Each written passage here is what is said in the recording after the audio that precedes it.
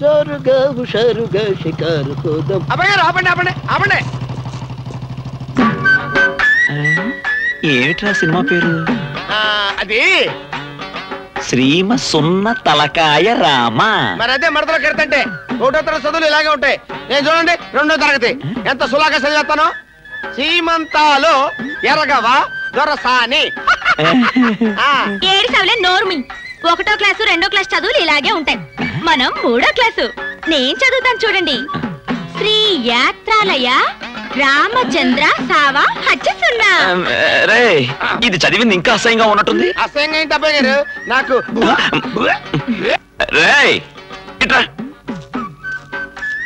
ఏంటి సార్ ఆ సినిమా పేరేంటే? శ్రీ మంత్రాలయ రాఘవేంద్ర స్వామి మహత్యం.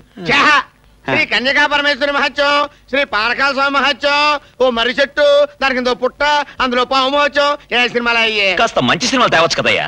బొబ్బిలి పులి, సర్దార్ పప్పరాయుడు, జస్టిస్ చౌదరి. అలాంటి బాక్సులు కావాలంటే 10,000 అవుతాయండి. అంతే కదా. ఇంటికెళ్ళి మా నాన్నగారిని నేనేమన్నా చెప్పి తీసుకో. ఇదిగా తర్వాత మడతలో కిడత కబురు చెప్పొద్దు. నువ్వేం చేస్తావో నాకు తెలియదు. సాయంత్రానికి మా గురువు గారి సినిమా కావాలంతే. అవును, థియేటర్ అదిరిపోవాలంతే. వెళ్ళు. ఓయ్, సాయంకాలం ఈ అబ్బాయి గారి పక్కన ఈ అమ్మాయి గారికి ఒక సీట్ ఉంచు. అలాగేనమ్మా. వెళ్ళు. నేనేదో సరదాగా సినిమా చూడాలనుకుంటే మధ్యలో నువ్వేంటి జనరేటర్ సౌండ్ లాగా ఊగిపోతున్నావు? నీకు నేనేంటా? ఓయ్, మీ నాన్న చెల్లెలు కూతురు నీకేంటో మా అమ్మ వదిన మొగుడిని అడుగు.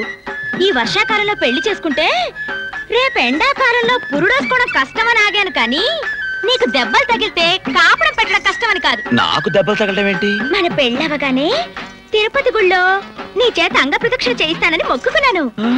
ఏంటమ్మా అంగ ప్రదక్షిణ చేయిస్తావా? మడతలో కెడతాం కాదు. మరి నేను తడిగుడ్డలతో తొలితే జనం గుళ్ళో ఉంటారేంటి? గుడి చుట్టూ ఉంటారు కానీ తన పెళ్ళాన్ని అందరూ అలా చూస్తే మా బావకి ఎంత అవమానం. పెళ్ళామా గడిద గుడ్డ, అలాంటి ఆశలేం పెట్టుకోకు. నాకంటే క్లాసు దొరుకుద్దా నీకు? చూస్తావుగా.